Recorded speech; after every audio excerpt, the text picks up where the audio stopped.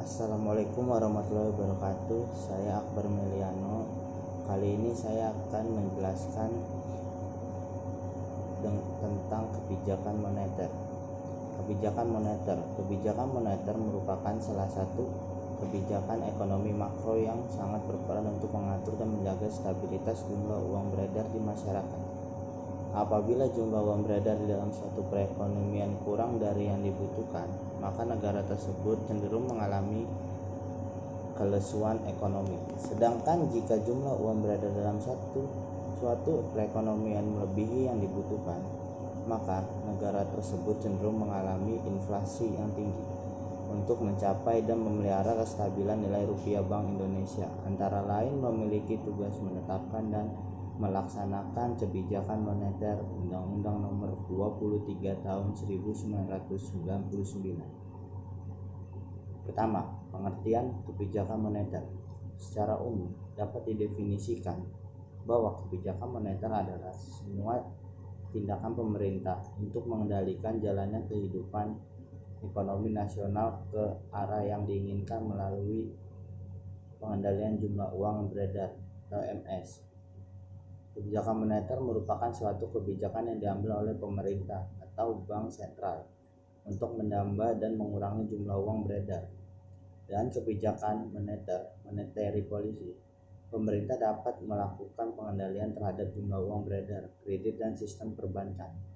Dalam implementasi, kebijakan moneter bisa bersifat ekspansif, yaitu kebijakan moneter yang dilakukan melalui peningkatan jumlah beredar atau MS singkatannya, dan atau penurunan tingkat bunga itu dengan rumus I dengan tujuan untuk meningkatkan permintaan agregat di dalam perekonomian, atau kebijakan moneter yang kontraktif, yaitu kebijakan moneter yang dilakukan melalui pengurangan jumlah uang beredar dan atau peningkatan tingkat bunga dengan tujuan untuk mengurangi permintaan agregat di dalam perekonomian.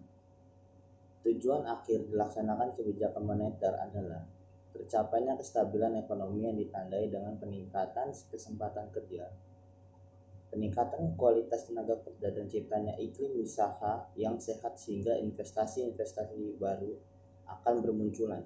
Tujuan kebijakan moneter antara lain adalah menjaga stabilitas ekonomi, 2. Menjaga kestabilan harga, 3. Meningkatkan kesempatan kerja, 4. Memperbaiki neraca perdagangan dan neraca pembayaran luar negeri. 2. Jenis-jenis kebijakan moneter. Kebijakan moneter adalah kebijakan pemerintah di bidang keuangan untuk menjaga stabilan nilai mata uang dalam upaya mencapai tujuan-tujuan ekonomi. Kebijakan moneter dilakukan oleh Bank Sentral atau Bank Indonesia yang dikepalai oleh seorang gubernur Bank Indonesia. Dalam menentukan kebijakan moneter, Gubernur Bank Indonesia akan meminta pertimbangan dan masukan dari Dewan Moneter yang beranggotakan Menteri Keuangan, Menteri Perindustrian dan Perdagangan, serta Menteri Koordinator Ekonomi, Keuangan, dan Industri.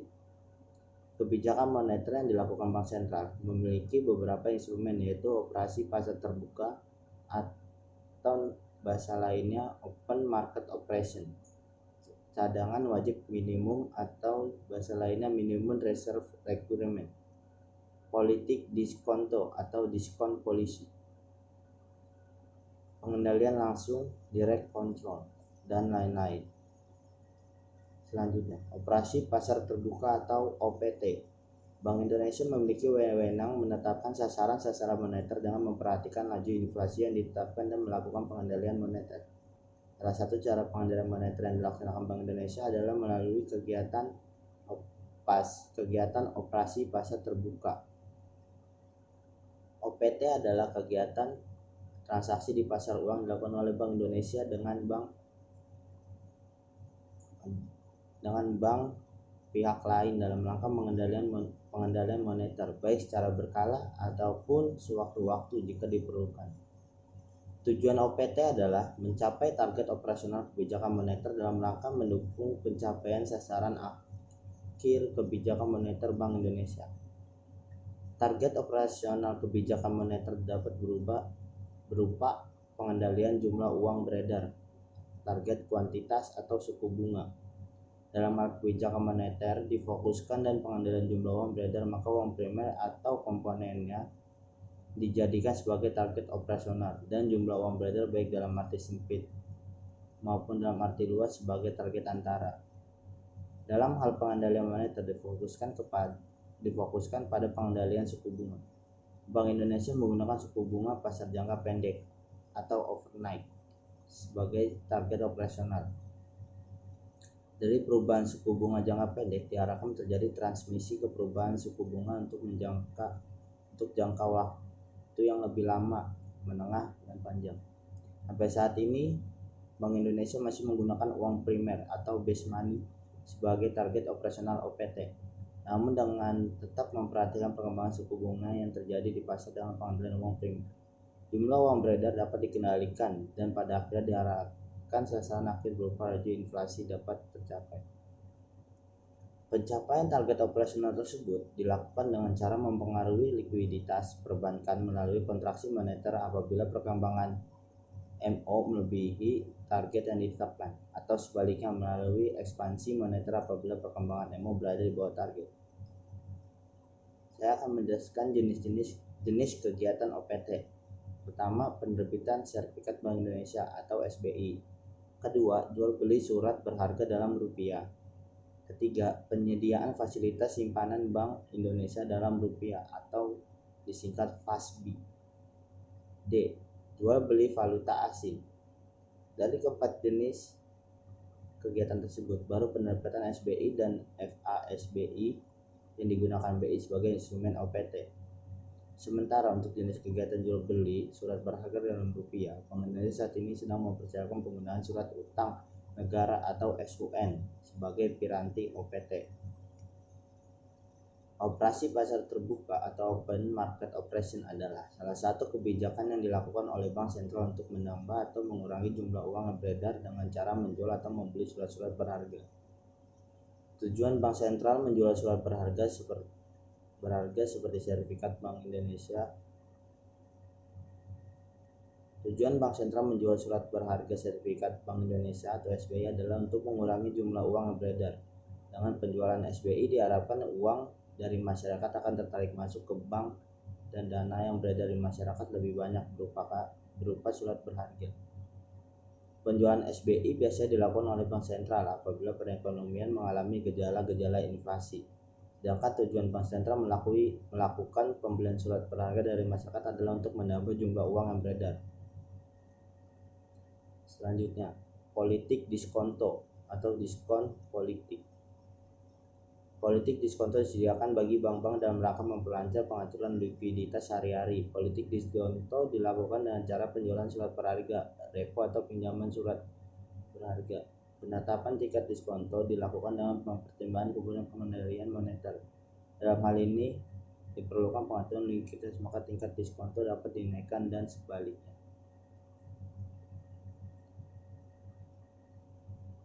Politik diskonto adalah salah satu kebijakan yang dilakukan oleh Bank Sentral untuk menambah dan mengurangi jumlah uang yang beredar dengan cara menaikkan atau menurunkan suku bunga bank. Untuk mengurangi jumlah uang yang beredar, Bank Sentral dapat menaikkan suku bunga. Hal ini bisa saja terjadi karena dengan naiknya suku bunga bank, diharapkan masyarakat atau bank umum tidak akan senang meminjam uang dari bank. Selanjutnya, giro wajib minimum atau GWM. Untuk pertama kalinya sejak Paktos 1988, Paket Oktober 1988, Bank Indonesia menggunakan GWM untuk menghentikan pertumbuhan besar-besaran moneter yang masih tinggi, yaitu dengan menetapkan GWM menjadi 3% pada Februari 1996 dengan ketentuan likuiditas wajib minimum sebelumnya menurut Paket Oktober 1988 adalah 2%. GWM pada dasarnya adalah sejumlah minimum dana yang harus selalu tersedia pada saldo giro setiap bank pada Bank Indonesia. Keharusan menyediakan sejumlah minimum dana ini juga disebut likuiditas wajib minimum yang saat ini sebesar 5% dari dana pihak ketiga yang dihimpun berlaku sejak April 1997. Selanjutnya, persuasi moral atau moral suasion. Kebijakan ini dilakukan oleh Bank Indonesia dengan meminta atau mengimbau bank-bank untuk selalu mempertimbangkan kondisi makroekonomi maupun kondisi makroekonomi masing-masing bank dalam menyusun rencana ekspansi kredit yang realistis. Kebijakan persuasi moral atau moral suasion ini pada dasarnya dimaksudkan untuk mendorong perbankan agar senantiasa menerapkan prinsip kehati-hatian dalam memberikan kredit, namun dengan tetap memberikan kebiasaan kepada perbankan untuk tumbuh dan berkembang berdasarkan mekanisme pasar. Selanjutnya, jenis-jenis sistem standar moneter. Pertama, standar moneter atau standar uang adalah alat mata uang suatu barang yang dijadikan sebagai dasar dari uang yang diedarkan dalam perekonomian suatu negara. Standar moneter yang digunakan dapat berupa logam, metalik standar, atau kertas, paper standar. Pertama, standar logam. Dalam standar logam, uang yang diedarkan dalam masyarakat didasarkan pada suatu jumlah logam tertentu, misalnya emas, perak, atau keduanya. Dalam sejarah, uang kita mengenal macam-macam standar logam, yaitu standar tunggal, standar pincang, dan standar kembar. Kali ini yang kita bahas dulu adalah standar tunggal. Standar tunggal adalah suatu sistem peredaran uang yang didasarkan pada suatu jenis logam sebagai logam standar untuk membuat mata uang. Kedua, standar pincang. Standar pincang adalah suatu sistem peredaran uang yang didasarkan pada satu jenis logam saja, tetapi dalam perekonomian beredar pula mata uang logam lain yang bukan mata uang standar. Misalnya logam emas sebagai mata uang standar, tetapi dalam perekonomian beredar pula mata uang perak sebagai alat pembayaran yang sah. 3. Standar kembar atau bimetalisme. Standar kembar adalah suatu sistem peredaran uang yang didasarkan pada dua jenis logam mata uang, yaitu mata uang standar emas dan mata uang standar perak.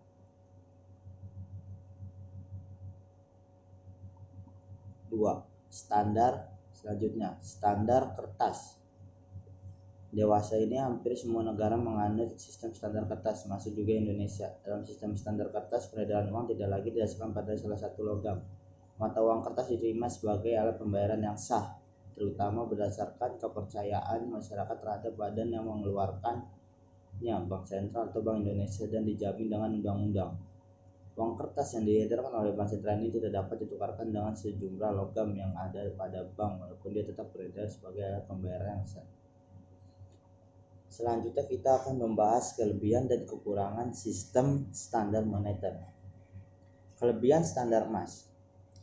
1. Sangat mudah dalam melakukan konversi antara mata uang negara satu dengan mata uang negara lainnya. 2. Relatif stabilnya nilai tukar antara mata uang satu dengan yang lainnya.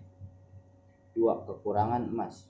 1. Jumlah emas yang tersedia semakin tidak cukup untuk menunjang transaksi perdagangan nasional maupun internasional yang semakin meningkat. 2. Krisis likuiditas karena tidak cukupnya alat pembayaran untuk menyangga volume transaksi yang semakin besar. Inilah kelebihan standar kertas. Kertas relatif mudah diperoleh dan murah sebagai bahan untuk membuat uang kertas. 2. Uang kertas sebagai uang kepercayaan atau alat pembayaran yang sah dan dijamin dengan undang-undang. Kekurangan standar kertas, tidak mempunyai nilai intrinsik atau nilai intrinsiknya hampir nol. Rentan terhadap pemalsuan uang, terutama uang kertas yang nilainya besar. Jadi segitu aja yang bisa saya jelaskan. Apabila ada kata-kata salah, mohon dibukakan pintu maaf ya. Wassalamualaikum warahmatullahi wabarakatuh.